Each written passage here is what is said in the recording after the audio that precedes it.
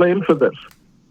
Uh, I think the Wuhan Institute of Virology was almost certainly involved in the SARS-CoV-2 research, but the Wuhan Institute of Technology was actually built with French help for $42.4 million. It was designed by French architects, okay, and particularly the BSL lab, okay, the super high level security research lab, okay, biosafety level 4 lab. All right. Now, from the start, the Chinese have been extremely collaborative and have had a whole bunch of international partners. Okay, and I will just list the countries that have been involved, where scientists have cycled through those labs. That includes, of course, France, not only France, but also the United States, Canada, the United Kingdom, Australia, Spain, Germany, the Netherlands, Japan, Singapore, Pakistan, Islamabad, and Kenya. And you can find all this on the website of the Wuhan Institute of Virology. Okay? And they list as their partners also the European Union, the United Nations Food and Agriculture Organization, the WHO, and an organization of USAID that's called the EPT Predict Eco Health Alliance. What this organization does is it finances people to go and find very, very nasty pathogens in animals and in humans and bring them to biosafety level 4 labs for research. And those labs are few and far between. Meaning, Dr. Cherie, those labs are few and far between, right? Labs, there are very few of them. There's only about 30 in the whole world. Okay, and there are ones in Australia, in the U.S., in France, and so on. But your point is they bring them to those labs because there's so few of those labs, meaning other countries. I think your basic point is you can't necessarily entirely blame China for something that all of these nations were basically using this lab for. They were using this lab, yes. But even the people who have their own BSL-4 labs, they cycle back and forth through that lab. They educate each other's students. They're all incredibly chummy, and nobody, of course, can really verify their research. No legitimate scientist can really verify their research unless they also have access to a BSL-4 lab and want to take those kinds of risks. So why do you think? What's the very specific thing within the context of the research where you look at and you say, yeah, there's no way this can be a natural transmission. This has to be man-made. There's something about the structure of the virus or something about the way that the COVID-19 is organized. Can you explain that? Okay, the COVID-19 virus has got about 16 proteins, okay, but there's one protein that scientists have absolutely focused on, and that's the spike protein. You see the picture of the virus, it's got this thing sticking out on the top of it. That's the spike protein. And the spike protein is what recognizes protein on the surface of human cells so that the virus can enter cells. So for obvious reasons, the research has focused on the spike protein. Now, the problem is, if you look at SARS-CoV-2, the virus that causes COVID-19, its closest relative is actually SARS-CoV, the virus from 2002. Okay? But the Chinese have come up with a virus from a bat that they're calling RAG-13, that they supposedly discovered in 2013, but they never made the sequence available until January of this year. And they said, no, that virus is actually the closest relative of SARS-CoV-2. The only problem with that is that the main resemblance between that virus and SARS-CoV-2 is in the spike protein, okay? But there's a whole lot more to the virus. So the analogy I make about this would be like, you wanted to compare something to humans, and then you pull this chimpanzee out of a hat that has a human head. I mean, it's incredibly improbable evolutionarily, all right? Now, the problem with the SARS-CoV-2 virus is that it has a spike protein. The spike protein is about 1,280 residues.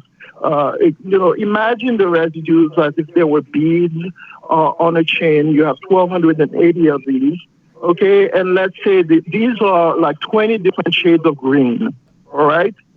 Problem is, there are 4 clusters of residues that are red.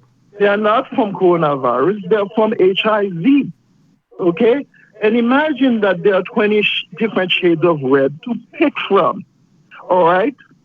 So to find a sequence of reds of different shades, for example, that's 6 to 8 residues long, that is identical to a sequence in HIV is highly improbable, okay? The probability of this is about 8 in 10 billion. But there are 4 such sequences in SARS-CoV-2, all right? So that's 8 in 10 billion to the 4th, all right? So it's 0, all right? So this is most likely what Trump is looking at when he's saying the scientists are looking at this and saying there is no way that there's enormous evidence that this is man-made, because basically it's the way it's put together is just entirely bizarre. And it's not something that a natural transmission would create if it was coming from, let's say, a bat and then some kind of intermediary source and then jump into human beings. It's not put together in those terms. No, yeah, there's such a thing as recombination. We talk about et cetera. But first of all, recombination between SARS and HIV is extremely improbable. And then there is no recombination we know of where the viruses could exchange such tiny little bits. Okay, so this is basically impossible.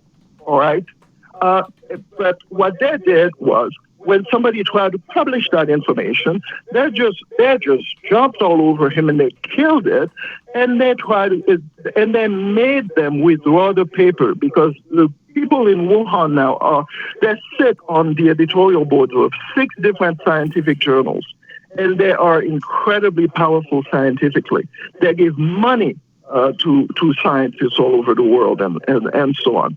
And so even though the paper was pulled, what happened is that Luc Montagnier, the Nobel laureate who actually discovered hardcore HIV in vitro, decided that no, he wasn't going to allow this to happen. He went public and he started saying, no, this thing has got HIV sequences in it, and this is not likely to happen. And it's actually when I heard him say that I went, and I did not just take his word for it. I went and I actually read the papers, okay, and convinced myself, yes, that is the case. Dr. Cherie, let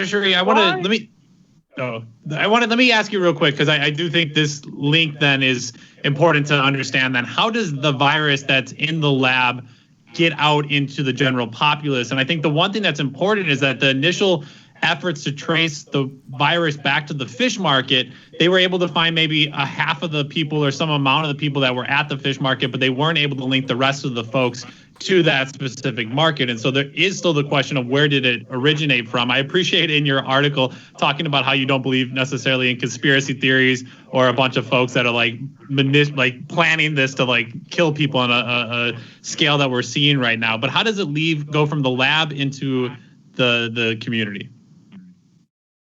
Well, there's I don't know if this is true, but in one article that came out in the Australian news, they say that there's a scientist in the Wuhan lab that has disappeared. Okay, the name of the scientist has been scrubbed from everything, and nobody's seen that scientist in quite a while. So this is just conjecture. So the rumor is that scientist might have been patient 0, and might have actually just accidents happen. You see, you have all these crazy labs all over the place, but first of all, people make mistakes. There's a lab like that in Galveston. There are hurricanes. There are earthquakes. These labs are extremely dangerous. And it has happened, that thought they had killed the virus, and then they were transferring the killed virus from a BSL-4 lab to a different facility, and it turned out the virus wasn't killed, and it contaminated them and started contaminating a bunch of people. Mistakes happen. The virus got out because somebody screwed up. And I think China has been trying to cover up ever since. And I suspect China's European and other Western partners have actually helped this process. It's not just China. It happened in China. Wait, you mean help the process? What do you mean? Help them cover it? Have actually helped the cover up. Yes, I think so. But at this point, the Trump administration is blaming China directly.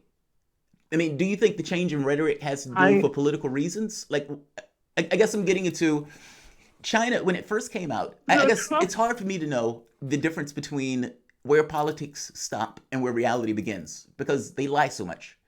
And so when it comes down to Trump and Pompeo kind of making this case, my first thought is, okay, these guys are probably lying for political reasons.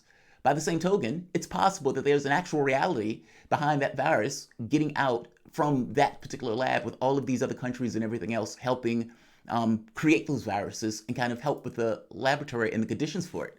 That's a terrifying reality, though. I mean, when they're looking for a vaccine for this virus, how is a vaccine created if the virus is that mutated? Meaning if the virus is something that was created, man-made, and it wasn't something that was a natural occurrence, would it be that much more difficult to make a virus that has HIV associations associated with it? Like, I guess I don't understand the science of trying to vaccinate people for something that was potentially created by human beings.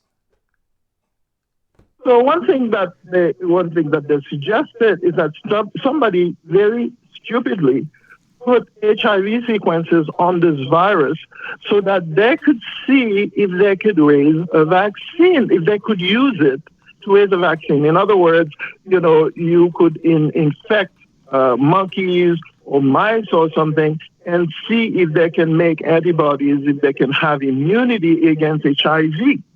Well, that was a really stupid thing to do because if you put HIV sequences on this virus, then that means you're giving this virus the ability to get into, potentially to get into human CD4 lymphocytes, which are actually the very cells that are needed to raise immunity when you are getting infected by a pathogen. So what they had created was something potentially extremely dangerous. I think the virus did not work in that way, and it was just by chance that it didn't work that way, because if it had, we would, instead of cases, we would have had deaths. We would have had millions of deaths, okay, instead of hundreds of thousands.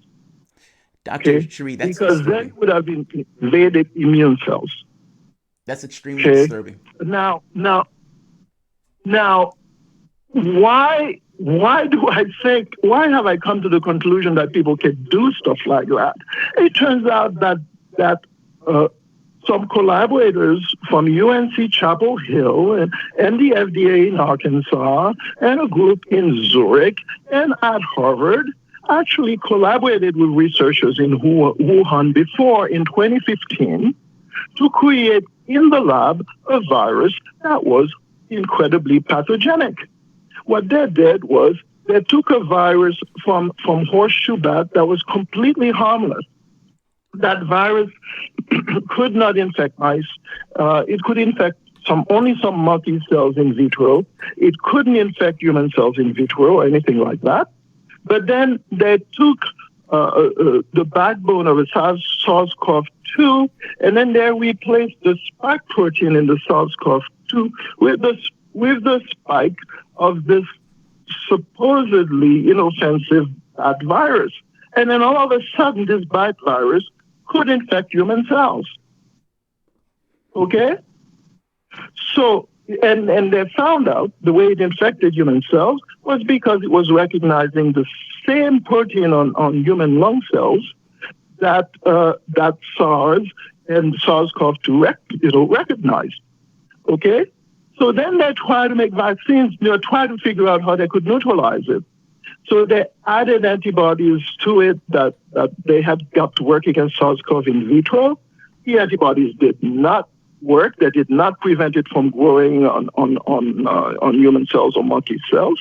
And then they tried to make a kill vaccine. So they took the virus, they killed it, and then they injected it in mice. And the mice looked like they were getting immune. But then what happened afterwards is when they exposed the mice to the virus to see if they were now protected, the mice got these incredible lung lesions. They actually got worse compared to mice that had never been vaccinated.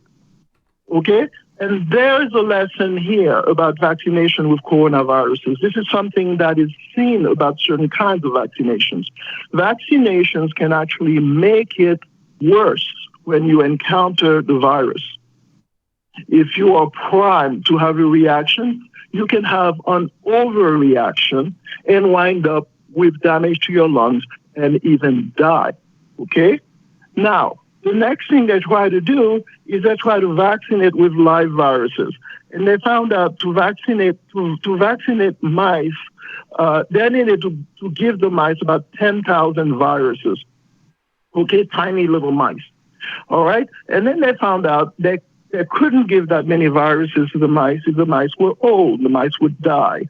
So it only worked with mice that were young. But then the mice that were young were really not as susceptible to coronavirus anyway. So basically, they completely failed to develop any kind of protection against the virus, this nasty virus that they had created in the lab that could now infect humans. Dr. Cherie, right? let me ask you real quick, Dr. Cherie, what did we do with these labs then in the future of the labs? This isn't the first time we had an incident like this. If this is what actually did happen, we'll continue to cover it here on Political Misfits as we get more information. But if you go back to the early 90s at Fort Detrick here in the United States in Maryland, at that laboratory, there was Ebola virus and other deadly pathogens had disappeared from the Army's biological warfare research facility. This sounds incredibly terrifying. How do we scale this back, or what is the international response if this is what happened yet again? This is absolutely terrifying. I personally believe we should shut down those labs. I don't think what they're doing is science. What they're doing, the kind of science they're doing is extremely pedestrian. They're not discovering anything that's earth-shaking, even though they can push their publications to get published in prominent journals and all this kind of stuff. And I should say also that vaccines are not the inoffensive things they're made out to be. Because if you can develop a vaccine against something, then what you've got is a bioweapon, potentially. That means you can protect yourselves against the thing while you infect somebody else, whoever your enemy might be. Okay? So these labs, they are a strange, they pretend to be protecting everybody against pandemics, and at the same time, they are actually, to some degree, or probably to a large degree, bioweapons labs. Okay? And they're out of control. All right? The WHO is a partner of the Wuhan Institute. How so? We don't know. Do they have the Wuhan Institute manufacture vaccines for them? We don't know. Do they get money from the Wuhan Institute, or do they give money to the Wuhan Institute? That would be something extremely interesting to find out. Yeah, and I'm kind of curious if you know anything about Sir John Bell, the Regius Professor of Medicine at Oxford University, made the rounds this Sunday going around saying that they could have a vaccination that could potentially show efficacy by June. I'm curious what you made of this, and again, it's kind of asking who has connections to whom and who's going to profiteer off of this. But we had obviously talked quite a bit about how any vaccination would be out a year or so, and now all of a sudden we're being told that there could be studies and efficacy by June. But then you're also terrifying me about the counter impacts of vaccinations that don't work. I was curious if you saw this story and what you make of it. Well, I would never, ever, ever take one of those vaccines. Okay? Like I just told you, happened in the mice. There are certain vaccines if you take, and that's of improved coronavirus vaccines, all right? If you take these vaccines, okay, and you raise antibody against the virus, when you next meet the virus, you become extremely sick. You become sicker than somebody who was never vaccinated, okay? So you are not getting anything out of those vaccinations. And the thing is, these companies have nothing to lose because they have blanket immunity for vaccine makers. The government has blanket immunity for vaccine makers. They have no liability. They don't do safety tests. They don't even need to do advertising, okay, because the vaccines are going to be government mandated. So basically, this is super low cost for them. And what bigger market than a market of perfectly healthy people? I've thought this way too, because to me, our companies, every company, whether it's a drug company, whether they're doing dialysis, whether they're doing candy or hamburgers, the entire point of it is profit. Meaning these guys are going to take certain actions based on their own incentives of trying to make more money. And it's just so happened these guys produce drugs and vaccines. And so for their business, we want situations where we can pump out as many vaccines as we want. From a business perspective, rational as rational can be. By the same token, is it best for your health? Who cares? We need to pump out vaccines because that's how we make our profits. I'm curious, why are people more sensitive if they get the vaccine? I thought the entire premise behind vaccines was a person will get a bit of it, their immune system will react to it and will create antibodies against that particular item. I thought the issue with the flu vaccine was because it's always a year behind and so it's always missing. But with something like this, why does it make it more, or the body more sensitive to illness with the vaccine? For every vaccine, for some vaccines, you develop antibodies and you're fine. For other vaccines, your immune system works in lots of different ways. Okay, it doesn't just make antibodies. All right, it makes small molecules that make certain cell types march around and destroy the virus. And when they do that, they destroy everything in their way, including your own cells. This is the kind of thing that happens when your body gets desperate. Okay, and so certain vaccines make you do that, and it's actually not good for you. So it's very important to understand this. Not all vaccines are actually going to help you. All right? This idea, and this is something that I think Bill Gates has promoted really heavily, that you can raise vaccines against anything and that the vaccines are going to work, is completely false. Okay? There are, for example, like polio vaccines, for example, there is the inactivated polio vaccine, the old one, that still works. You kill the polio virus, you give somebody an injection, that works. But the fancy stuff they do now, which is you give somebody an actually live virus that is not as nasty as the polio, is actually dangerous because that virus can mutate to something even worse than the original polio. Yeah, okay? Fascinating. And absolutely. Yeah, finish your thought here before we have to go.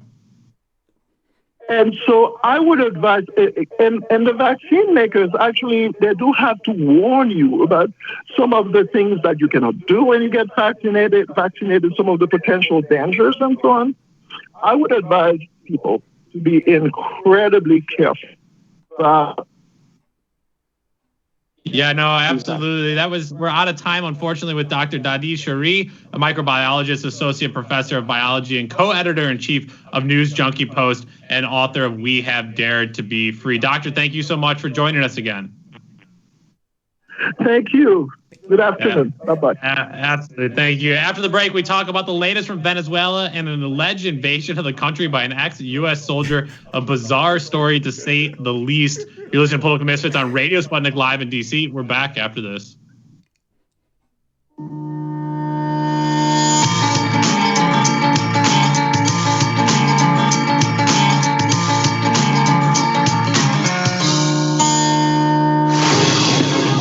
Loud and Clear with Brian Becker for the latest news, commentary, and political analysis.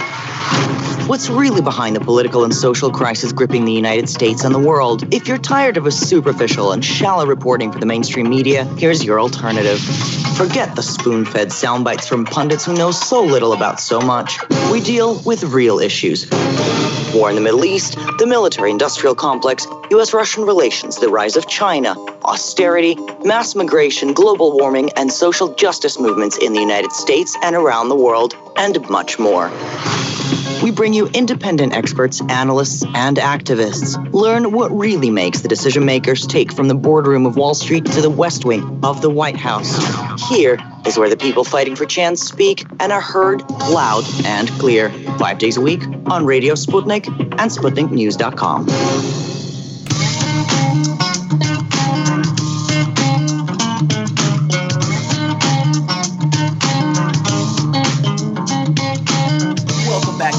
Misfits on Radio Sputnik, where we bring you news, politics, and culture without the red and blue treatment.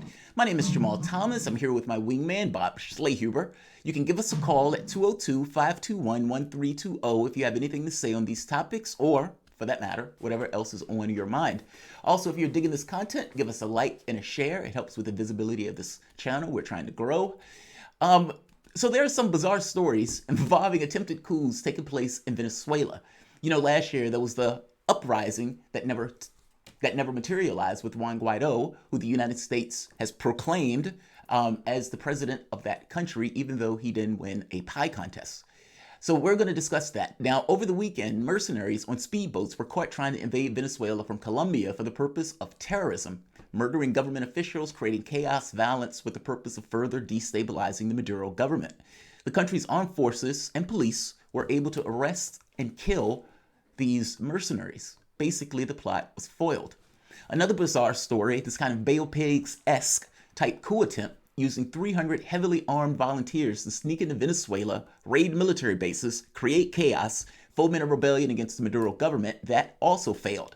The Green Beret ringleader is now sitting in jail on narcotics charge, with several other combatants stuck in secret training camps in Colombia, in complete disarray with the intrusion of the pandemic. Weird. Very weird. To discuss these bizarre coup attempts, we're joined by Sputnik News analyst Walter Smolarek. Walter, welcome to the show. How are you? Walter, are you there with me? Okay, well, Walter might not be there. So... Doing well. Oh, there you are. Good. So, Walter, you're an expert to some degree on Venezuela. Now, before going into the occurrences over the weekend, I do want to get into how Venezuela has been handling the COVID-19 pandemic. So what has that government done in order to deal with the intrusion of this virus? Yeah, I mean, Venezuela has taken some of the most proactive measures in the Western Hemisphere, really. There is not only a very, strictly enforced lockdown procedure, social distancing is taken very seriously. It also has the highest rate per capita of testing for coronavirus in Latin America, and I believe higher than in the United States as well. So it's sort of in that category of countries that took, effective, preemptive measures, before actually the first case of coronavirus was detected in the country, and have been able to prevent it from becoming the scale of the crisis it is. In the United States, for instance, where there are, tens of thousands of people dying, are in large parts of Europe. But of course, this has also hit the economy very hard. And so there's been a lot of efforts also to provide provisions for people who, are unable to work, must remain inside to prevent the spread of this pandemic. And this is under sanctions, by the way, meaning it's made that much more difficult to do in order to maintain their society because they're, again, under U.S. sanctions. I'm curious, how has the population regarded the government's attempts to handle this? Like in the United States, we have people protesting to get back to work. The U.S. gave $1,200 and pretty much left people to starve and have their starvation and their needs force them into positions of needing to get back to a job despite the health risk. How has the people in Venezuela dealt with, I would imagine, in shutting down governments and the social distancing policies? How do they look at the government's response? That's what I'm asking. Mm-hmm, mm-hmm. Yeah, well, I mean that's an important point because I think that there haven't been the types of protests that we've seen in the United States. Certainly not armed protests like we've seen in the United States. I think that the point you raised about this being done all under the conditions of an intense, strict U.S. sanctions regime has a lot to do with that answer to that. Because people in Venezuela, systems already exist in Venezuela to distribute goods directly to people for free or no cost. For instance, there's a program called the CLAPS, the Local Committees for Supply and Production. And basically what the CLAPS do is provide a basket of basic household essentials and food to Venezuelans on a regular basis. And the CLAPS have been around since, I think, 2017. Primarily a way to circumvent hyperinflation, a consequence of the sanctions regime and other economic warfare measures imposed on the country. And so that type of infrastructure kind of already exists. Fascinating. So let's get into the geopolitics. Now, I've argued that international law doesn't exist, meaning if the larger countries are not subject to international law, then it's not a law. It's just something that they use to attack other countries that are not strong enough to buck whatever the stronger countries implement.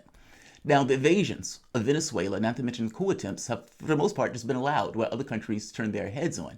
Now, over the weekend, we had a speedboat or speedboats full of mercenaries trying to invade the country in order to foment a coup attempt. Can you explain what took place over the weekend and how this was foiled, or even anything else about it that I might have missed in my explanation? Sure. Well, I mean, it's certainly a bizarre series of events, and of course, more details will emerge. It's still pretty murky, but this is like what you said is absolutely the outlines of what we know. There was this amphibious assault on Venezuela, reportedly directed by this former U.S. Green Beret, Jordan Goodrow. It was foiled. We don't know who all exactly were the intellectual authors. It seems there are reports that, Keith Schiller, President Trump's sort of right-hand man, might have set this up or connected the Green Beret with representatives of coup leader Juan Guaido. There's also the role of this general, former Venezuelan general who defected back in 2016 or 2017 and went to Colombia. Very, very murky sort of Bay of Pigs style, plausible deniability attack, clearly directed by or from the United States, but probably relying on people who are themselves Venezuelans.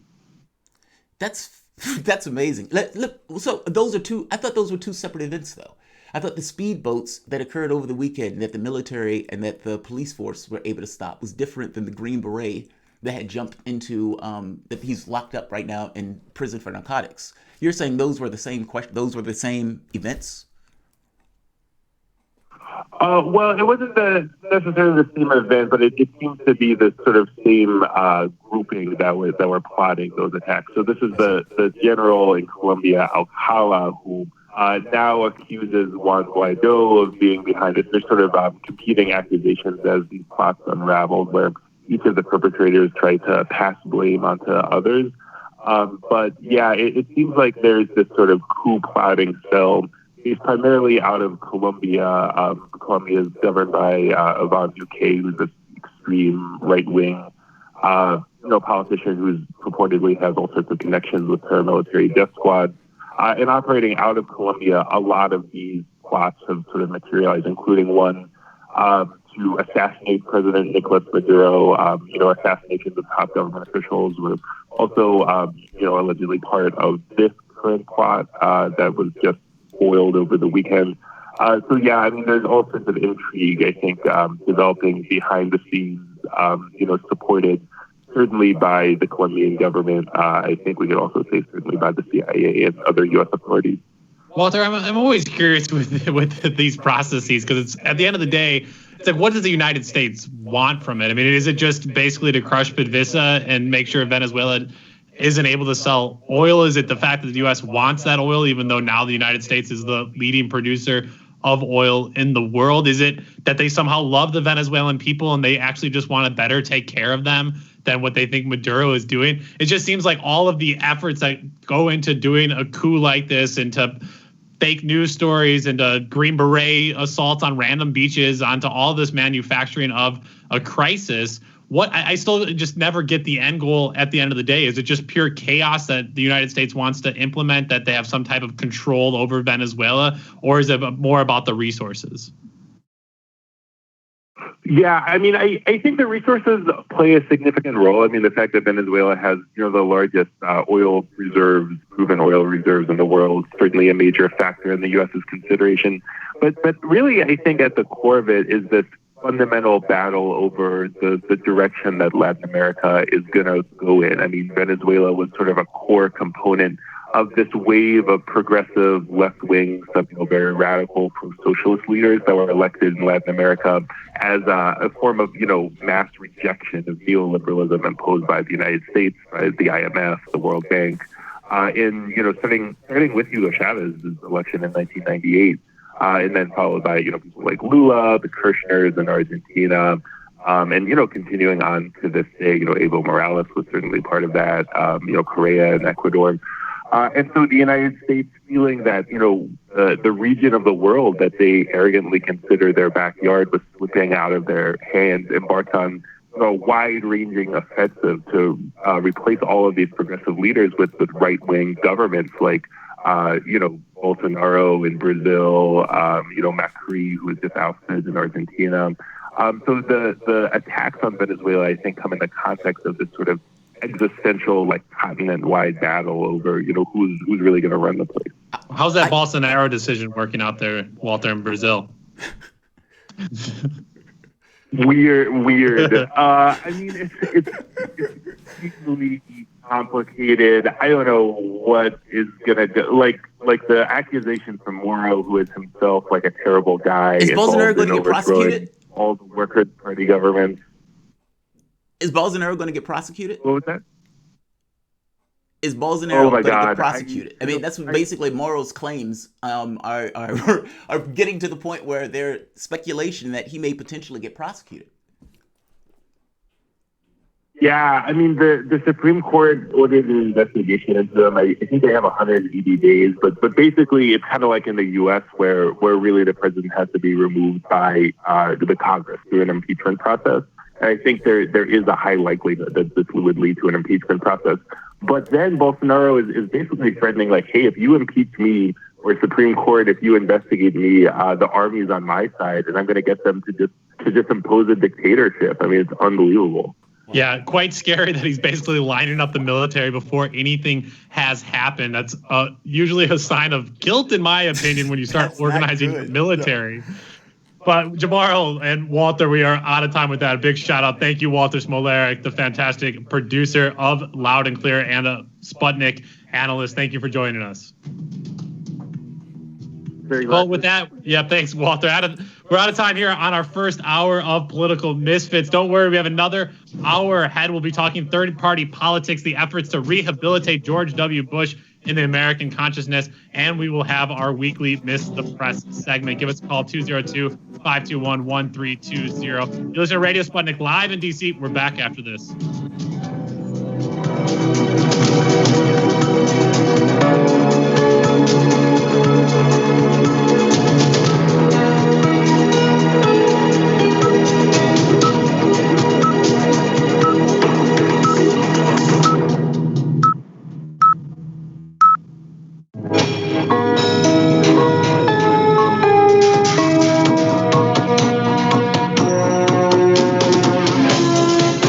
Listening to Radio Sputnik,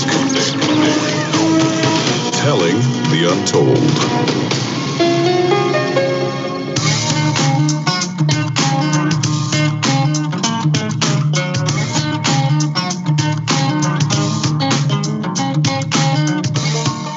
Back to Political Misfits on Radio Sputnik, where we bring you news, politics, and culture without the red and blue treatment. I'm Bob Schleckenberg here, kind of, sort of, still with Jamarl Thomas. We are at our homes practicing social distancing. Big shout out to our radio engineers, though, who are in the studio making sure that we can be here live with you daily, Monday through Friday, 12 to 2 p.m.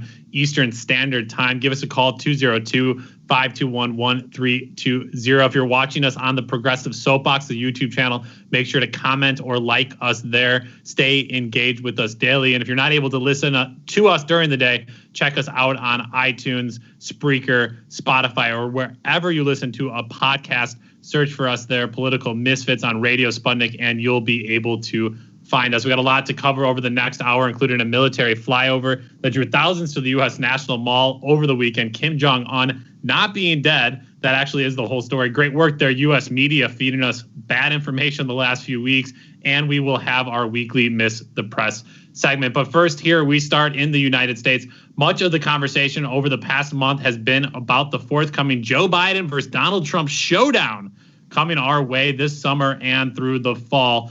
Not sure if the word showdown really captures my lack of excitement, but at least here we are, two old white men, both with problems with keeping their hands to themselves or understanding anything beyond capitalism, jockeying to be the leader of a country that is in the midst of one of the greatest economic collapses in its history. Not all that exciting. So let's turn to third parties.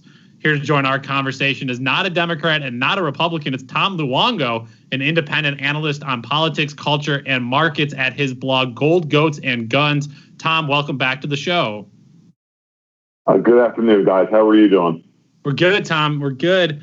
Tom, I wanted to get your thoughts here. Some third parties happening here now that Congress member and never Trumper Justin Amash is throwing his hat in the ring to be the Libertarian presidential nominee, and backed by his own promotion and rumors, Jessie "the Body" Ventura inch closer to officially seeking the Green Party nominee by registering as a Green Party member in the state of Minnesota. Tom, the Constitution and the American electoral system are rigged in a way that silence and oppress parties beyond Democrats and Republicans. I'm not expecting a non-Democrat or non-Republican to make their way into the White House anytime soon, but I do see the Greens and more so Libertarians throwing a wrench in the political system. I'm curious how you see Justin Amash or Jessie Ventura influencing the election as a third-party candidate heading into the fall.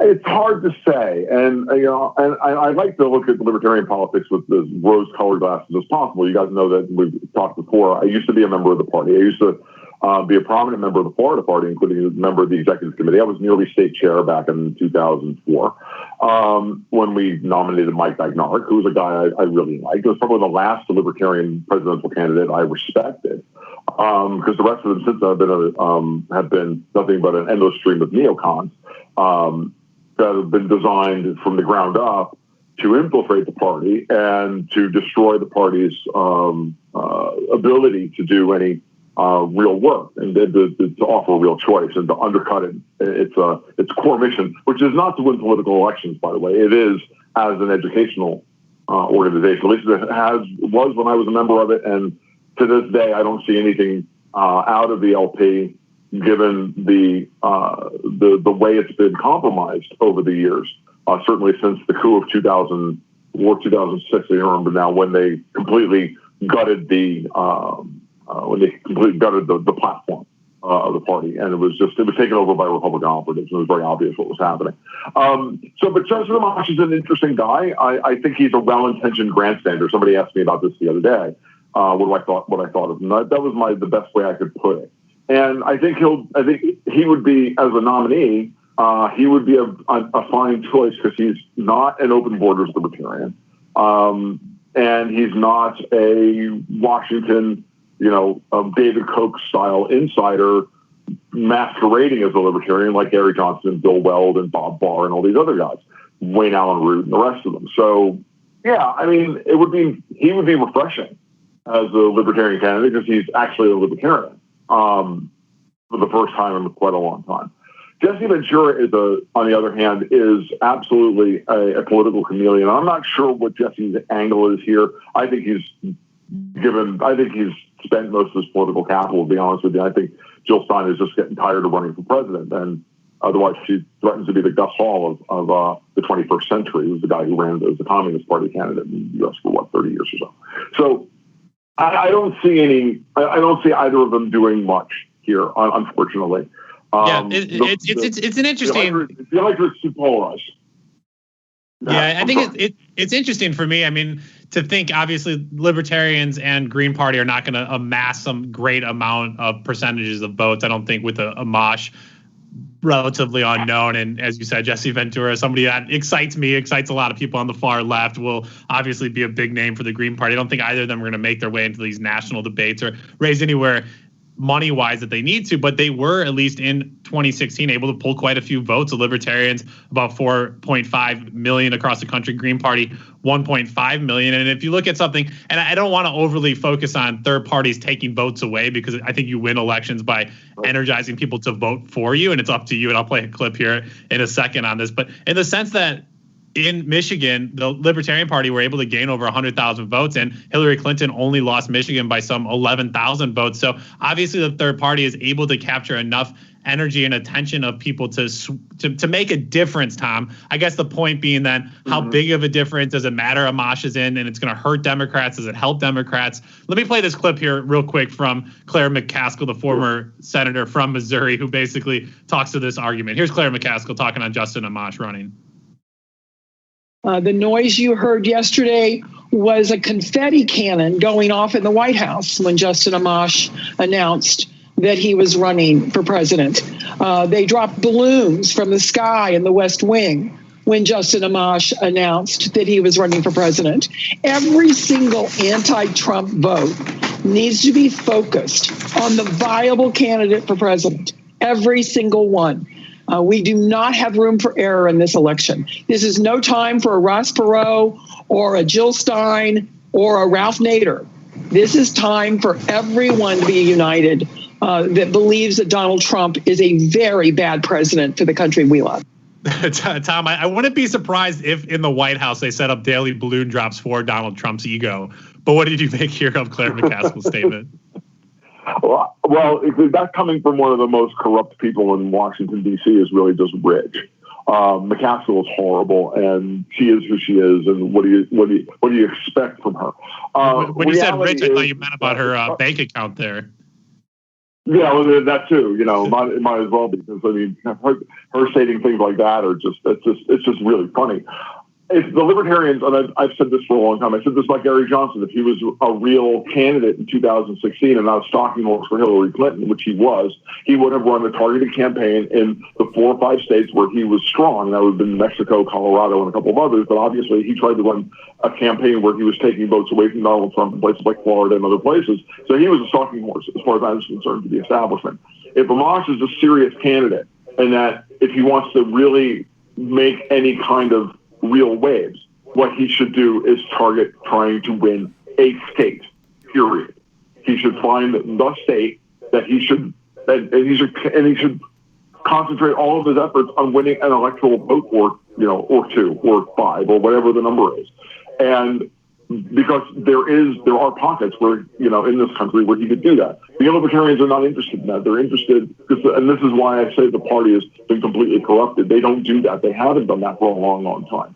So it would be interesting. Amash is not going to take enough votes away from Joe Biden to matter. The truth of the matter is that if you really look at, whenever we do this kind of analysis, I've done enough of this analysis on a lot of different races, be it Florida governor races and whatnot. The truth is that Libertarians pull equally from both sides. In the end, they pull from disaffected voters across the entire political spectrum pretty much equally. And sometimes they throw an election for a Democrat, and sometimes they throw for a Republican, and that's just the way it is. And really what it comes down to is it's a protest vote. And the same thing comes from the Green Party on the left. So, which I think they're a little bit more organized. Again, if the Green Party was smart, they would target a state and try and win it. I completely agree with you on the focus of things, and I think that's a huge strategy. I mean, even thought somebody like Evan McMullin, who came out of nowhere to run in 2016, a complete joke of a candidate, but focused in on his home state of Utah, basically there, and got national attention for it. And so instead of trying to run around the whole entire country where you're clearly not going to win in every major state, why not focus? I completely agree there, Tom. I do want to get a caller in here. We have Ben, who's been patiently on the line. I think he was also talking about his lack of excitement for the Democratic nominee. But Ben, you've been listening for a while. What's on your mind?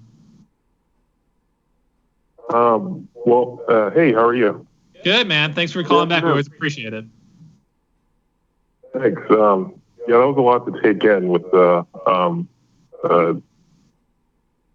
Resident Evil scenario regarding the COVID thing, and then stuff over in Venezuela. I just wanted to speak on the Tara Reade thing. Admittedly, I'm too young to really remember any of the Monica Lewinsky stuff, but it seems like literally like what happened then is what's happening now to her, where like she's getting like death threats, and people are going out of their way to she does, like, is she even American? Like just all these like that's where like the real conspiracies seem to start, and it was almost like this cyberbullying campaign, and I don't know, like I feel like nothing would suppress a vote for people that may have been inclined to vote for you than to engage in that kind of behavior. So that's what I got to say. So I don't know. Cool. Thanks, Ben. Thanks for the call. Yeah, I mean, Jamal, it's obviously pretty disgusting to see attacks on women who come forward and speak, and this is why so many people don't come forward and speak in the first place. Yeah, that's absolutely true. It's a shame. This was the Me Too movement, and they effectively burned it to the ground. Tom, how have you been looking at this? When you've been looking at how the Democratic Party has behaved in this, how do you think this is going to affect the vote when it's coming up, let's say, in November, when it gets to the general election, if it is indeed Joe Biden? They stick with that particular horse despite all of the damages. I think, sure. I mean, that's a big assumption that it is going to be Biden. To me, I look at the Tara Reade thing, and I just think that it's a Clinton operation. Like, I just don't see Joe Biden being the nominee. I still don't, even at this late date. When I'm hearing, speculation of a Hillary Clinton, Barack Obama ticket to replace Biden, like, did they kiss and make up and decide they're going to focus the DNC on actually beating Trump, or they put their hatchets aside? Because to me, it's always been that, it was Hillary stalking, Bloomberg was her stalking horse. Biden was Obama's preferred candidate. We know there's a fight for the control of the DNC between the two factions, the Clinton and the Obama faction. Now the question is whether or not that's actually going to hold through the convention, and I'm still not convinced of that.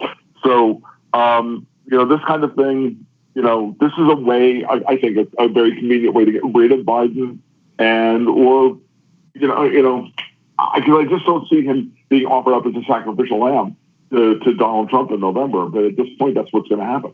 Do you think it matters, though? I mean, do you think it matters who the Democratic nominee is for the Democrats? I feel like their simple message is, look, Donald Trump is bad. He's not our guy. And on top of that, the Sanders moniker there in Florida, I was there, in June, Tom, for the DNC debate, and everything was anti-socialism. Democrats are socialists. Do you want a bunch of socialist free stuff? That was all the Trump basic messaging against the Democrats. And now that kind of socialist model and label is gone. I kind of feel like I hear you on the Hillary Clinton thing. That's also my long shot Biden gets replaced by Hillary Clinton thing. But on the other end of things, doesn't the Democrats just hope that Americans are so cynical towards politics that they just don't even care anymore, and they simply just hopefully vote against Donald Trump? I think they're hoping for low turnout. I think low turnout helps them. I really do. In this election, I think a low turnout actually helps them. But they're not going to beat Trump on this. I'm sorry. I mean, at this point in time, this is his election to lose. And I remember reading something, I was on Zero Hedge or some other place recently, and it happened to do with finances. Yeah, I can't remember who said it. So, they said, do you really want to be running against Donald Trump when he's got an open blank checkbook to the Federal Reserve to do as much stimulus as he wants and buy as many votes as he wants? Look, this is an unprecedented moment in history. And usually the incumbent has the option of going to the Fed and asking for, whatever he wants. And now, the lower interest rates boost the economy, blah, blah, blah, blah. Now it's going to be, the opposite of that. And it's going to be Trump going out there and pulling an FDR and saying, look, I care about you. And I'm going to shower you with money. And, what's Pelosi going to do here? Say, no, we have to hold the line on this. She doesn't have, he's got her. Strategically calculated. None of this is stuff I agree with, guys. And you understand that, right? So I'm just like playing the political. I'm just like putting on my what the hell is his name? Dick Morris hat, right? I'm just being my James Carville hat. I'm just being hardcore, political strategist hat. Going, how am I going to do this? I think you're totally right, Tom. I think you're totally right in the sense that if you look at the polls right now, they're pretty much the same as they were at this time in 2016. And in many ways, I think Hillary Clinton was polling slightly better at this point than where Joe Biden is. And so if you're saying if the polls are at the exact same place and Donald Trump has the power of the presidency to write those blank checks, I think he's in a pretty strong position right now, despite how horrible of a response he's had to the coronavirus, how horrible of a response, in my opinion, that he has taken towards the economy. You only need one more big check, and I say big check, 12 air quotes, $1,200 being a big check. But say in the early fall, late summer, Trump comes out with another $2,000 stimulus check for the American worker. Something simple like that would go, I think, an incredibly long way. Mm-hmm. I can't argue with it at this point. I'm not sanguine about the prospect of another 4 years of Trump. I'm just, I'm kind of resigned to it. But I don't see any other options that are much better. I see positives to a second Trump term. I see negatives to a second Trump term. Depends on what area of American politics you want to talk about, right? Yeah. So I think it all depends on where you are, and it all depends on what lens you lay over the situation at this point. Look, this is the standard of libertarian critique. It's just bad. It's all bad. The question is how much is there any good that can come out of it? And you can just see where the good and the bad. It's ugly. And I like what I see from Justin Amash. I think it would be nice to actually have a libertarian in the race, to give people at least a principled choice from that perspective. I think he should target one or two states, and we should go from there. Yeah, Tom, I'm also.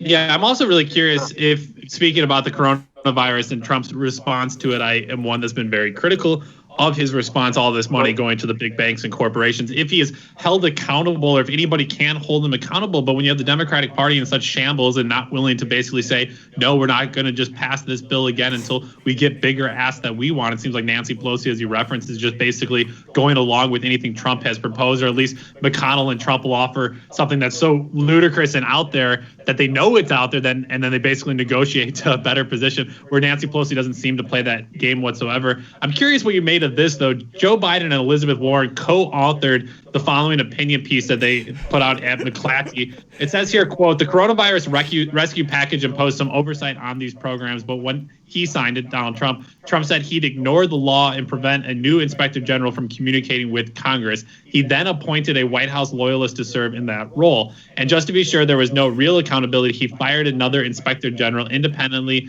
designated to oversee the bailout. It goes on to say, quote, both of us have served in Congress overseeing the executive branch.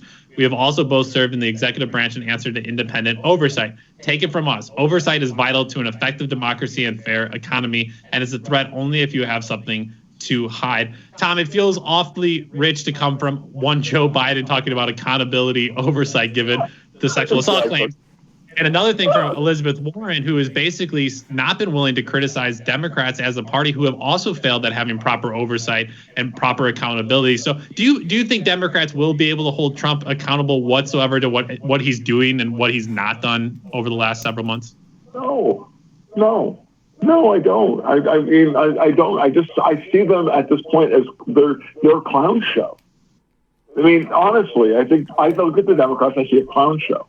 I look at the Republicans, I see an equal clown show, but at least they're a unified clown show. They know what show they want to put on. It's a clown show, but they're putting that show on. The Democrats don't even know what act they want to put on at this point. And I've been saying for years that Trump in and of himself, his existence in this moment in time is enough to break the Democratic Party. It was always a bad loose coalition, right, of three disparate factions that have now effectively broken apart. And the best thing that could happen here to the political landscape is the destruction of the Democratic Party. And honestly, I'm dead serious. And I mean that as a libertarian, because I want to see that. I want to see those factions stop making bad political decisions, bad political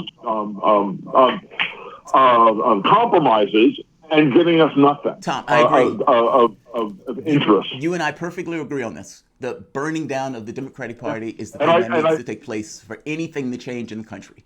I mean, and I'm saying, from your perspective, I'm curious, as a libertarian, how should lefties behave in this position? Because you're right, the compromises that lefties make basically give over anything that they care about, these values that they have and the things they want to get accomplished, and just make compromises because they have nowhere else to go. And as that starts to break down, well, lefties at this point, Sanders has failed and, collapsed. And now he's shucking and jiving to try to sheepdog these people into the party. Where should lefties go from this point on if they wanted to get anything accomplished politically? Local.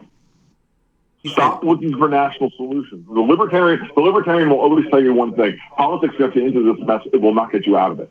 So stop looking to Washington to solve your problems. This is the main lesson of the coronavirus, of the corona apocalypse. Washington doesn't have any answers, guys.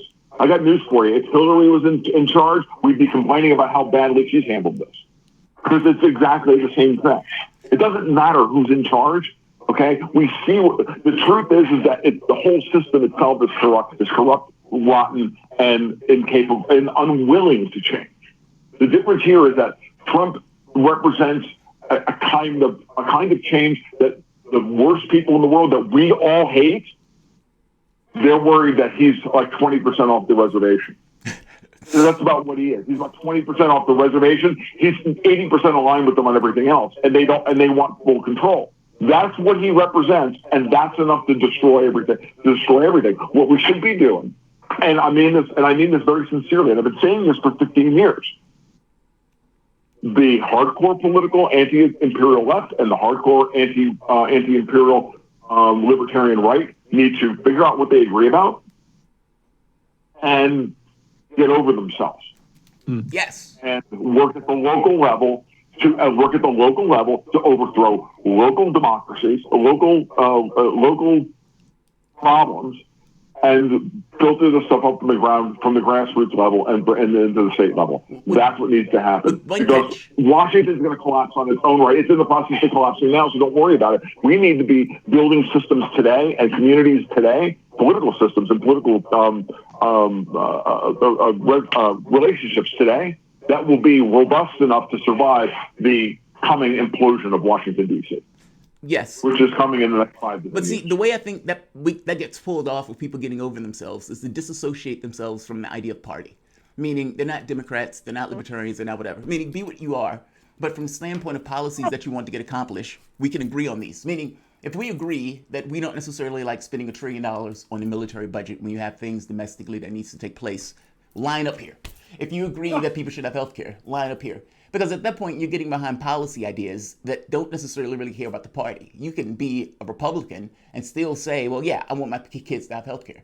You're meaning, I don't care what your party is. Do you agree with X policy or Y policy, and line up behind those things and push for those things as a group? I think that's the way you can organize people and get people to come together, as opposed to functioning under, I'm a libertarian, come join me, or I'm a Republican or Democrat, join me. Does that make sense? Yeah, I mean, I think you have to do it at a local level too, Jamal. And I think that's important. What Tom's saying is it's not this conversation constantly just about national politics. And people, for me, drive me absolutely nuts as a political misfit myself. People say, oh, you're not going to vote for a Democrat. What are you, just voting for Trump? And I'm like, I work and help support your stupid party at a hyper local level because it's the only option we have. I work on races. I do door knocking. I write policy. I go to my local ANC advisory neighborhood commission meeting. And all of these people and pundits want to shame people for how they vote once every 4 years, but don't actually talk about how they engage with their local communities on a day-to-day basis. That, for me, is what's really missing. It's the whole Robert Putnam's bowling alone thing, is that people aren't building civil society, a hyper decentralized democracy away from the central government. And we just assume that the president has somehow all of the answers, even though they're supposed to be one of 3 co-equal branches of government. I do, though, want to pivot here just with 5 minutes left around Tom's mention of the need to unite, talking now about the call to unite, a 24-hour live stream project that happened over the weekend. Tom, I'm not sure if you got the chance to see it, but the most provocative of all of the different messages came from one George W. Bush, The event was as Americana as we could possibly have hoped, with a bunch of super rich people asking the American people to chip in their own pennies for the recovery while the government sits on stacks of Benjamins. The event featured potential future president Oprah Winfrey, Tim Shriver, Julia Roberts, Martin Luther King III, Sean Puff Daddy Combs, Quincy Jones, Naomi Judd, Andrew Yang, amongst others. Tom, let me play you a clip here from George W. Bush's video message. No, please don't. I got it. We have to for our listeners who missed it. Here's George W. Bush. All right. Third, let's remember that the suffering we experience as a nation does not fall evenly. In the days to come, it will be especially important to care in practical ways for the elderly, the ill, and the unemployed. Finally, let us remember how small our differences are in the face of this shared threat. In the final analysis, we are not partisan combatants. We are human beings, equally vulnerable and equally wonderful in the sight of God. We rise or fall together, and we are determined to rise. In a matter of 40 seconds, Tom, he said both this will impact people differently, but we're all equally impacted by this together. And so isn't that, that's the same speech you could have given before he went to war. Yeah. 1 million people dead. I'm sorry, but I'm listening to that going, oh, wow, is this not FDR's the only thing we have to fear but fear itself? I mean, seriously, like, this is how it's just prepackaged pablum. That's all it is. I know it's a lot of alliteration, but, it is what it is. So I am a writer. So it's just pablum. And it's bad pablum, and it's condescending, and it's pathetic. And the simple fact of the matter is that we need to stop listening to these people. We need to stop thinking that they have any answers whatsoever, because they don't. They just want to remain in power. And you wonder, Jamarl, in 12 years from now, are we playing, well, if the planet's still here in 12 years, are we still playing like Donald Trump video messages for the next call to unite? I mean, it's amazing that this guy, and the horrible of response that I'm still angry that Michael Chertoff, the former Department of Homeland Secretary for Bush under the Hurricane Katrina disaster there in New Orleans, is helping lead the recovery here in Washington, D.C. The fact that Michael Chertoff's, the George W. Bushes are being recycled as some type of authoritative voice on what to do in a time of crisis is absolutely disgusting. And it's completely dishonest, and it shows how eroded our political system here is in this country. Yeah, in 2028, Alex Jones is going to be president, and Donald Trump is going to come out and give his speech saying, we need to come together for X or for Y, and they're going to be loving him. Tom, how weird is it that liberals now love George Bush? I mean, have you seen they've been like lavishing praise over George Bush. It's disgusting. The man is a war criminal. He should be dragged before the Hague. And these liberals now, who hated him at one point, love him to death now. Love him. Which liberals? The ones that write the Washington Post, the ones that write for the New York Times? Who? The regime liberals or real liberals? Are they bots on Twitter? Because, look, at this point, dude, 65% of the people you interact with on Twitter are bots paid for by somebody else. It's all nonsense. It's all fake. It's all just a narrative. The best thing we can do is to jack out, stop being freaking noradrenaline addicted junkies, stressed to the gills, saturated with cortisol and stressed to the gills because these anxiety pimps can't get over themselves because they're afraid they might actually have to go out. Oh my God, actually pick up a shovel and do something. That's what this is about. And that's what needs to end. And we need to start laughing at them as opposed to giving them any credence whatsoever. When Joe Biden falls over his own words, we need to laugh at him. When we laugh at Donald Trump, we need to equally laugh at Joe Biden because they're both pathetic boomers. Yeah, that's my spiel. That's my spiel. No, I completely agree. I think this whole idea of just the mockery of Donald Trump, the Robert De Niro's out there and every late night talk show for 4 years just making fun of Donald Trump without ever pointing a finger at the Democratic Party and the absolute absurdity of it. And that's what's turned off so many millions of Americans. Or himself, because he's become a cartoon. I mean, look, I'm a self-important blowhard like everybody else. We're political commentators. But I make fun of myself when I'm doing this stuff, right? You have to remind people that just because you have an opinion doesn't mean that your opinion is sacred or anything. You're just some guy with an opinion. Like, show a little humility. Like that's what the best political comedians do. Guys like Dave Chappelle did well, right? It's what does well. Sorry, I was mixing. I was about to say something about George Carlin because he's not. But Carlin didn't do it well. He just did free-floating hostility. So. Yeah, humility goes a long way, to say the least. That's my good people in the Midwest. When you're in Hollywood or on the coast, I don't know if they know the word. But Tom, we're out of time, unfortunately, with you. Thanks for coming back on with us. That's Tom Luongo, independent analyst on politics, culture, and markets at his blog, Gold, Goats, and Guns. Tom, you got a lot of great content up on the blog right now. What exciting new stuff is out there for our listeners to check out? I would look at my article called "We Have Become Karen Nation." That's the thing I'm most proud of recently. That where we look at the world, I look at the world as we're just a bunch of Karens wanting to see the manager because we want our kids. That's who we've become, and it's pathetic and it's sad. I loved it. Yeah, it was a great article. Tom, thank you again for joining us. With that, we'll take a quick minute break before coming back with our weekly Miss the Press segment. You're listening to Political Misfits on Radio Sputnik, live in DC. We're back after this.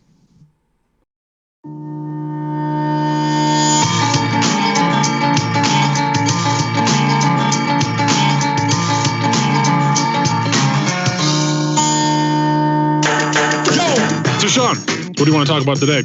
Well, Bob, that's easy. I want to talk about the need to stop the development of self-driving cars. Again, Sean, you're driving me nuts. I think the self-driving car thing's already out of the gate. No, it's never too late. See, now the leading experts in the field, just pick one, whichever one, leading experts have repeatedly warned us about the dangers of artificial intelligence. Look, I'm telling you, man, we have to stop the robots by any means necessary. I see what you did there. Yep. Tune into our show By Any Means Necessary daily from 2 to 4 p.m. Eastern Time on Radio Sputnik. And don't forget to call in at 3:20 p.m. to our studio number 202-521-1320. And if you miss us live, check us out on SputnikNews.com, Spreaker, iTunes, iHeartRadio, Spotify, or wherever you listen to podcasts and stay up to date on the latest political, social, and economic movements shaping the world around us.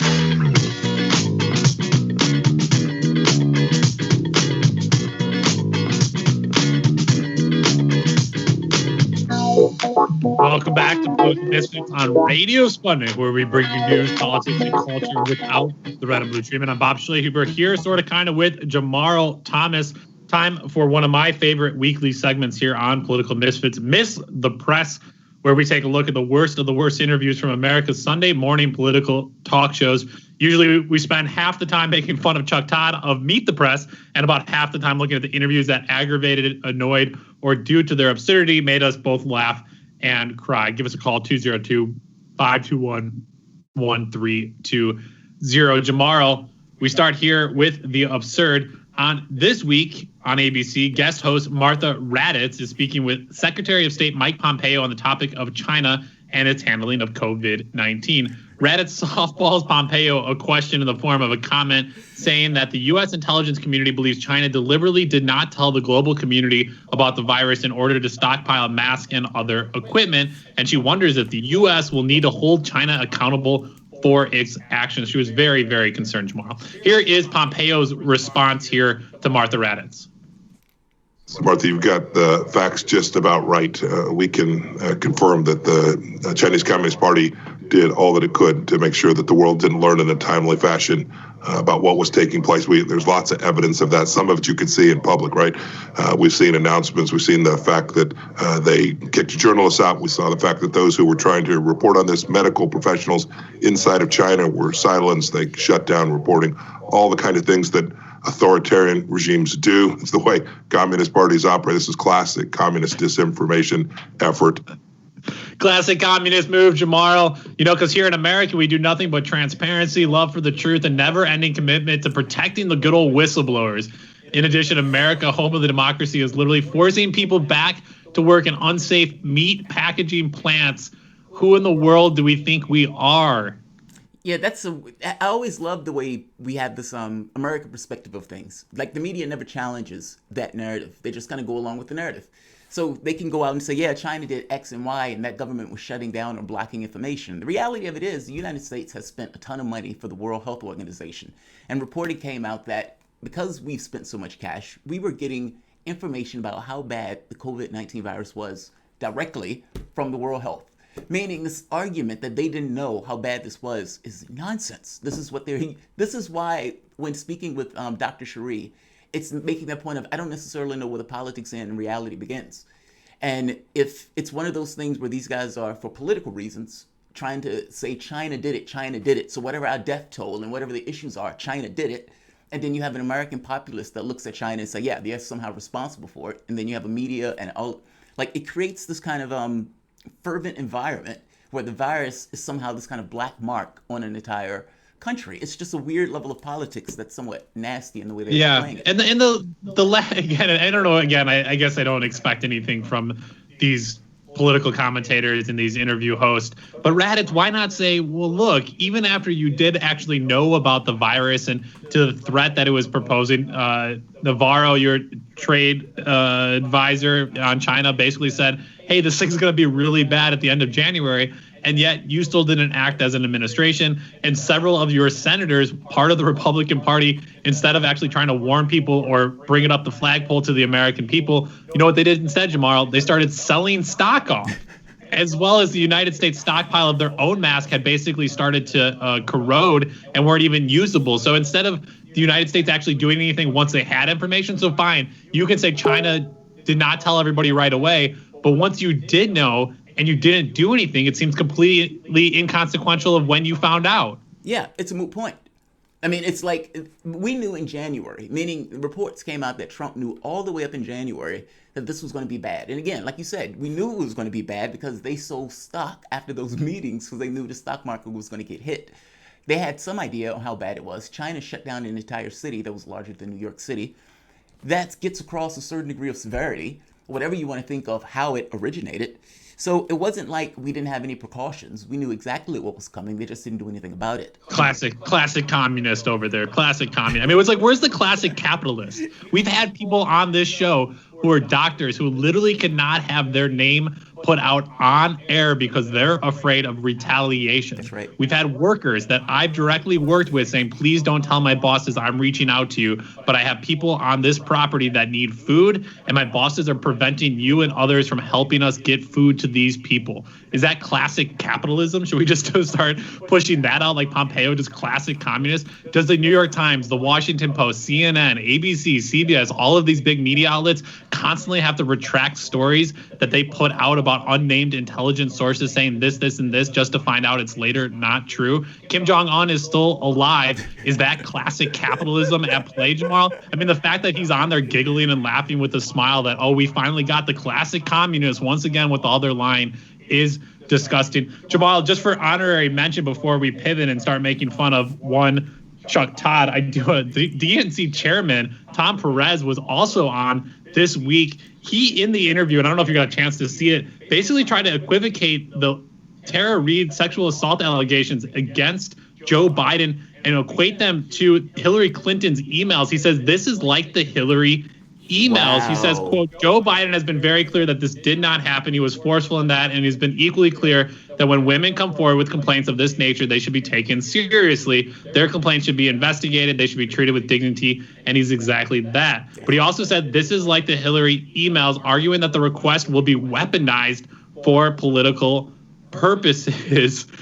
I don't know what people want to say. I don't know how Tara Reade somehow got like a serious look. So what's a serious look? You have some journalists berate you. You get harassed by people. You have people say that Joe Biden's like their brother and they trust him and they know Joe Biden, even though they may have only known him for 5 or 10 years when this incident happened decades ago, as if they're with Joe Biden at every single moment of his life to see what he does behind closed doors. People can champion women's rights 1 second and go behind closed doors and do really, really disgusting things to women. Jamal, I don't know if you caught this, but Tom Perez, yeah, cool, man. Great party you got going there. Yeah, that's horrible. I mean, look, a woman comes forward and says the president or vice president molested her or sexually assaulted her. And for having, when you think about it, if you're thinking about it from her perspective and say it's an honest assault, an honest item, from her perspective, all of these people, you have hundreds of people that lined up saying, we don't believe you, and we're staying with Joe Biden. And she knows as almost a flat fact that if this was Donald Trump, all of those people would have turned up and said, we believe you now. They're partisan actors. And because they're partisan actors, they're basically attacking her for a story that's absolutely credible and even more credible than the Ford allegation. It's disgusting politics. It just really is. It's this thing of where's your integrity lie? And, you know, I don't know if you saw Lisa Lear. Lisa Bloom wrote a quote in her Twitter feed. She says, Tara, I believe you. I believe you. You know, this is not a situation where I think you're lying. No, I believe you. You get the benefit of the doubt. However, Donald Trump is running and we need to beat Trump. So I am sorry. And it's like, wow. You know, when you talk about standards, she's like, I accept that Biden may be a rapist. However, this rapist needs to beat Donald Trump. And so, you know, my standard that I wouldn't necessarily vote for a rapist has now been obliterated because of Trump. There's no accountability in that process. And so I don't know. I found I don't know how other people are viewing this. I view this with a certain degree of disgust at the level of hypocrisy that's being displayed. And if you want to see what's being weaponized, it's that. If Republicans or independents are looking at that, you're having people who are just not going to vote for you. It looks so horrendous that the party is doing this to this woman. Yeah, it's going to be a low voter turnout. And obviously there's going to be all these unknowns that are always going to be out there. Now we're learning more that Tara Reid did say that when she accused former Vice President Joe Biden of sexually assaulting her in 1993, she told the AP in an exclusive interview that she filed a, quote, limited report on Biden with the Congressional Personnel Office that did not explicitly accuse him of sexual harassment or assault. And so it's going to be this kind of constant back and forth. We might get a letter here, we get another neighbor there. And I think the Democrats are they're just going to kill this off. I think there's enough media interest to kill this story off as well. It's not it's obviously going to play well for the next few weeks, but I think the media is looking for a horse race. They're looking for the Biden versus Trump. I think that's a very easy narrative for them to follow. It's two people that people know well. I think people will tune into it. I don't think they want to throw a wrench in that process.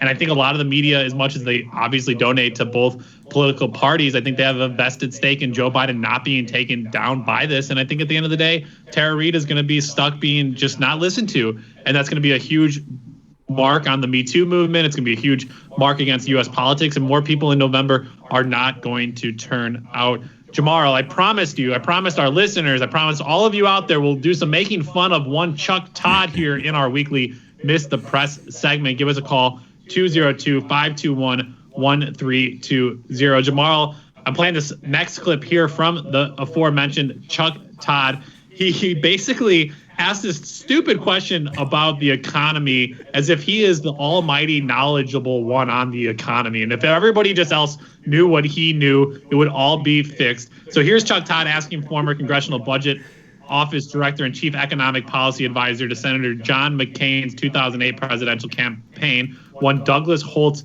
Eakin, about the economy and how well the Congress has been responding. Here's Chuck Todd. Do you think, Doug, I want to stick with you a minute. Do you think that the ideas that have been percolating in Congress, left and right in general, have been meeting the moment? Or do you feel as if, in some ways, members of Congress haven't fully grasped how big and how gargantuan this is?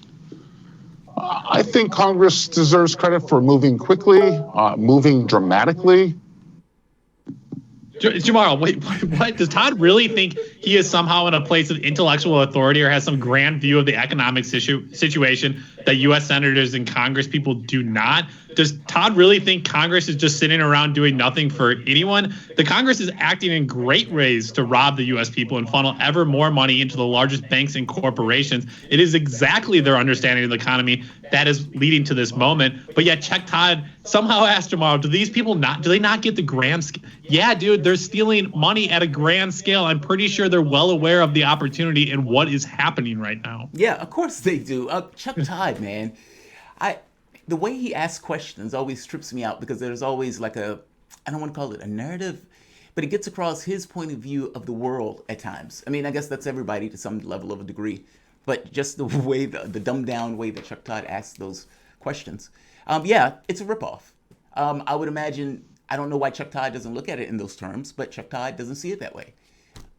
I mean, that's the way I look at it. I think that's the way you look at it, Bob. This money isn't necessarily going to the people and the public. This money primarily is going to corporations and businesses. You know, it was like the Lakers or some other basketball team ended up getting cash. Like what they're calling small businesses are not entirely small businesses that are able to reap the benefits. Like the Shake Shacks and others. And it really annoys me too, Jamar, that Chuck Todd somehow feels like he's a neutral outside actor to the state of the U.S. political economy.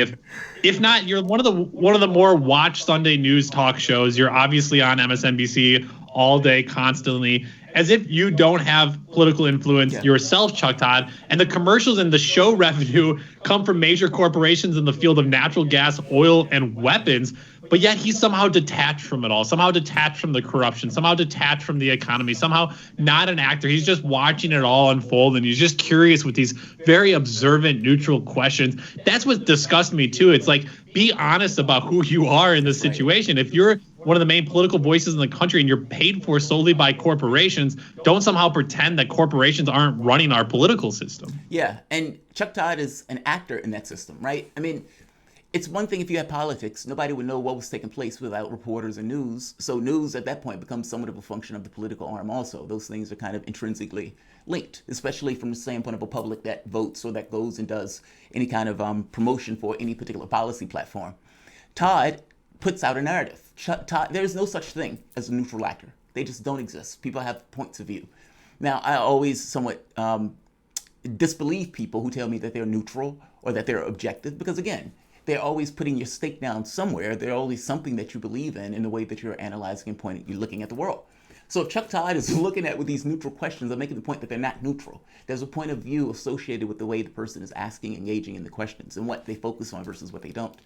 Chuck Todd is a part of the political space.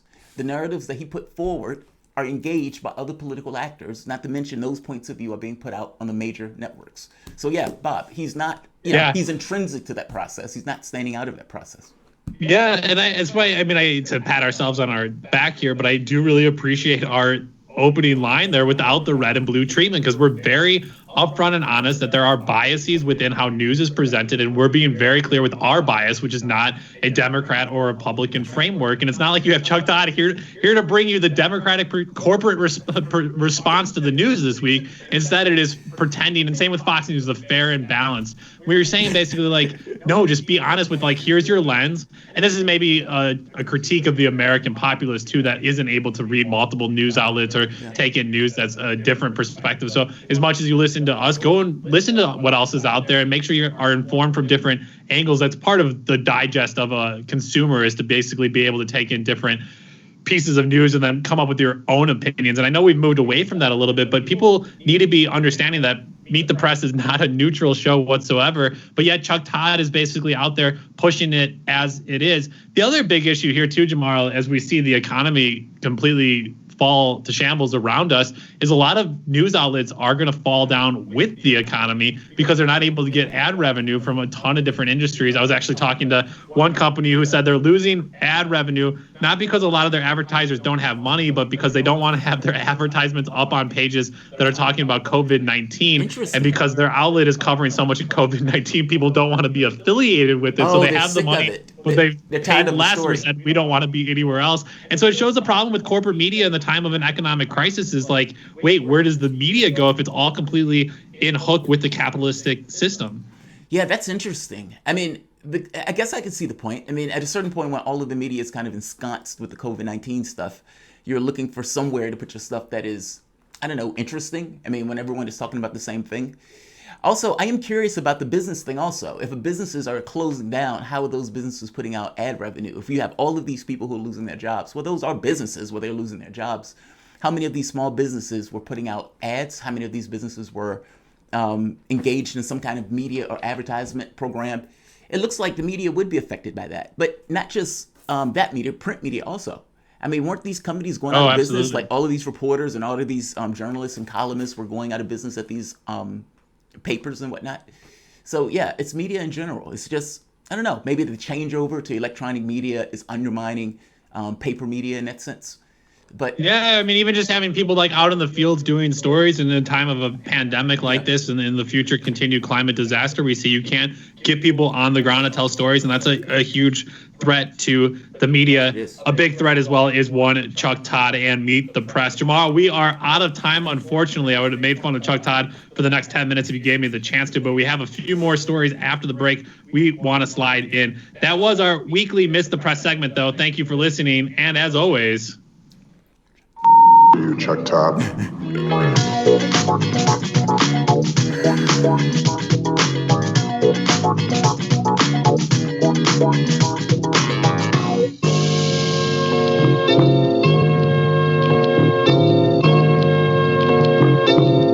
What's the most important hour of the day?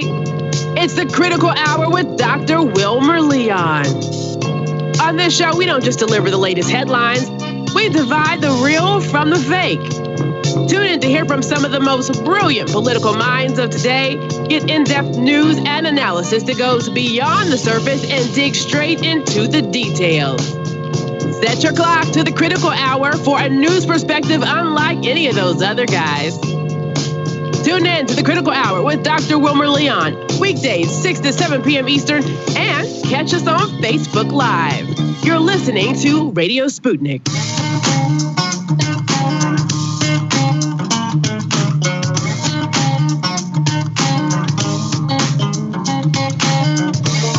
Welcome back to Political Misfits on Radio Sputnik, where we bring you news, politics, and culture without the red and blue treatment. I'm Bob Schlehuber here, kind of sort of still with Jamarl Thomas as we continue to bring you live shows daily, Monday through Friday, 12 to 2 p.m. Eastern Standard Time. We have to get out of here in a second, but you got great programming coming up right after us. One of my favorite shows, By Any Means Necessary, with Jackie Luqman and Sean Blackman. That's followed by Loud and Clear and the Critical Hour. So stay tuned on Radio Sputnik. And if you weren't able to check our whole show out and you want to hear everything we had to say with our great guests today, make sure you check us out on a podcast platform of your choosing, or you can go back and watch the video on YouTube, Progressive Soapbox, and check out Jamarl's beautiful face and a few photos of myself who am not able to be there live on the video. But we continue here, Jamarl. We got about 8 minutes left. We got a few different stories. I'll let you pick where we go. Do you want to do Weekend at Bernie's, Hornets, or Thunderbirds? Weekend Thunderbirds. Let's do Thunderbirds.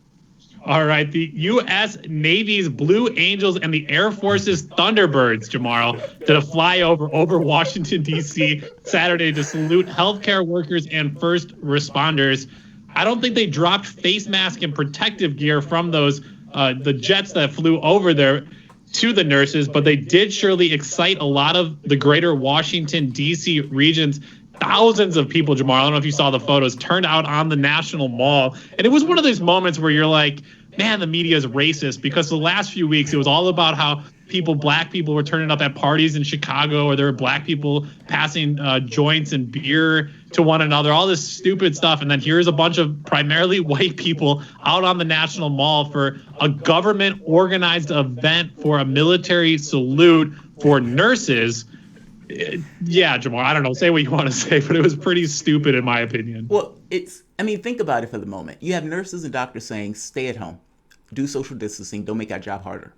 You have the government saying, okay, we're going to salute these nurses by having a situation where people are going to get closer together, ignoring the advice of the doctors and the nurses.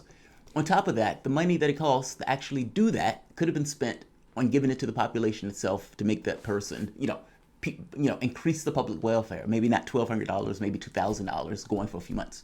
I guess I'm making the point in regards to the way you're going to make money or expend resources, do it in a way that's not a token gesture, as opposed to something that is only a token gesture. Meaning the token gesture shouldn't be accepted. I don't accept it from the standpoint of Sanders in New York saying, oh, I want those delegates for a minor, thing that's going to get entirely ignored at the convention. And I don't accept it here. And the public shouldn't accept it. The public should be outraged over this. You are wasting our cash to do a flyover, as opposed to just giving that cash or expending that cash on ensuring that the public is taken care of, be it in healthcare or getting rid of the medical expenses associated with it. Yeah, it's insane that they were willing to do this.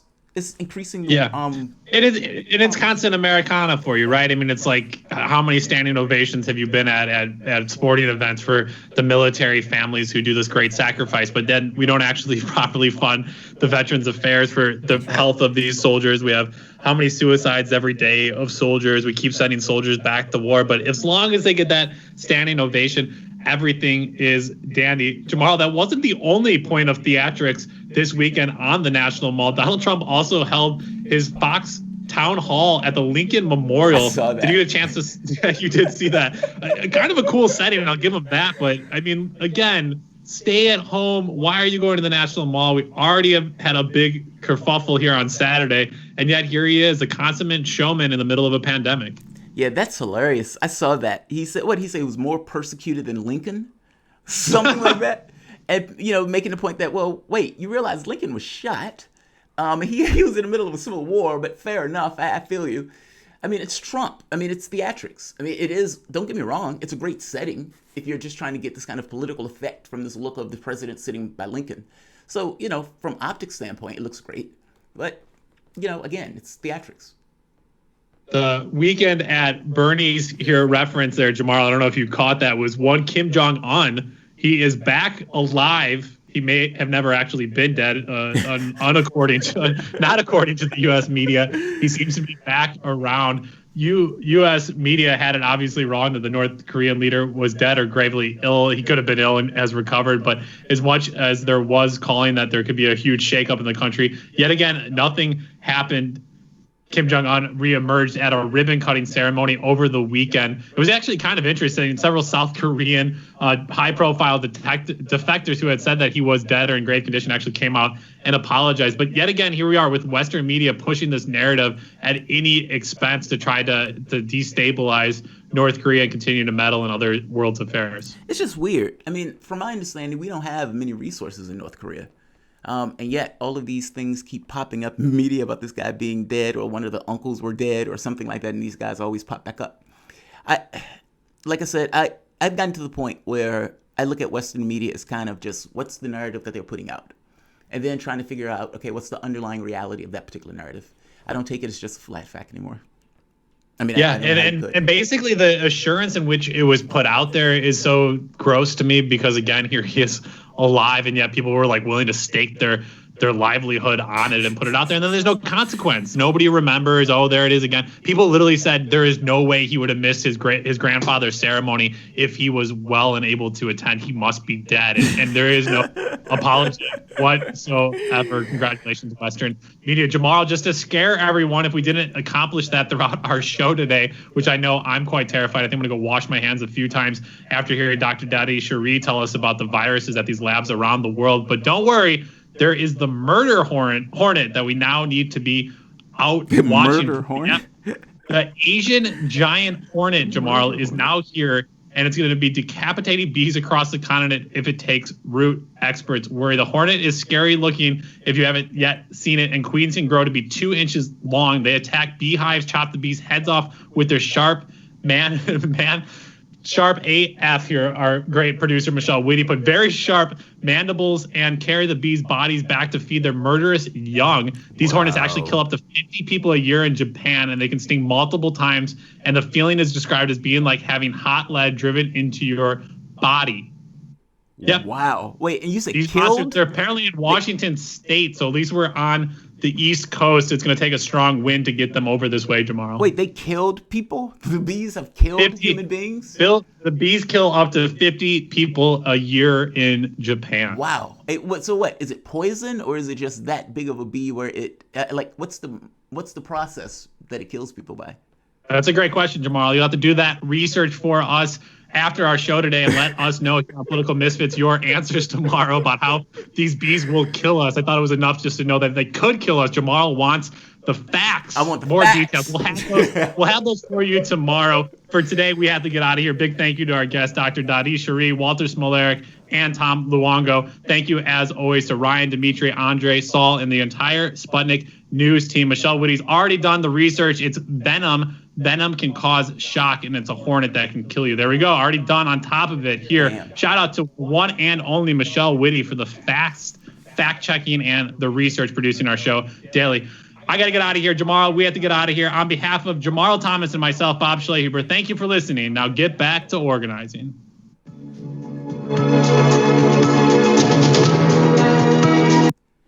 Guys, thank you all for joining the show. As always, it is much appreciated. Let me check the volume first before it always drops. There we are. yeah, guys, I appreciate you guys coming up for the show, 12 to 2, Monday through Friday. Bob Schlehuber, my co-host. Let's see. This was a really good show. Dr. Cherie is scared, somewhat terrifying. So, Monotalk. Right now, we need people to ask questions or ask Jessie to run on Twitter and Facebook at Governor Jessie Ventura, Run Green 2020, Maloa. Right now, we need the people to ask Jessie to run on Twitter and Facebook, Governor Jessie Ventura, Run Green 2020, Maloa. Right now, we need people to ask Jessie Ventura to run on Twitter and Facebook at Governor J. Ventura, Run Jessie Ventura 2020, Maloha. Seriously. I agree. Jessie Ventura has my vote. I agree. If Jessie Ventura runs, I'm with him on it. Whether or not he can win or not is separate to me than whether or not he should run. He should either try to win a state or he should run a campaign. Look, I guess basically Jessie Ventura needs to be able to get on a debate stage. So whatever he needs to do, he needs to start there. Every force, pressure, impetus, everything that needs to take place will be on that, because the debate stage will allow him to get his point of view across, standing with the other contestants on stage. That has been difficult to do because the Republicans and Democrats have, for the most part, rigged that particular system. Well, but regardless, people need to flee and leave the Democratic Party and start around movements, not associated with parties. Go with the notion of, this is the policy that I want. You get 1 million people behind you saying, you will get our vote if you take this policy, otherwise you don't. And that party win or loses, but you understand that you're not that party, and that party is something separate and distinct from who you are and the things that you're pushing for and that you want. I'll leave it here. Like, share, subscribe. I see you guys in a few.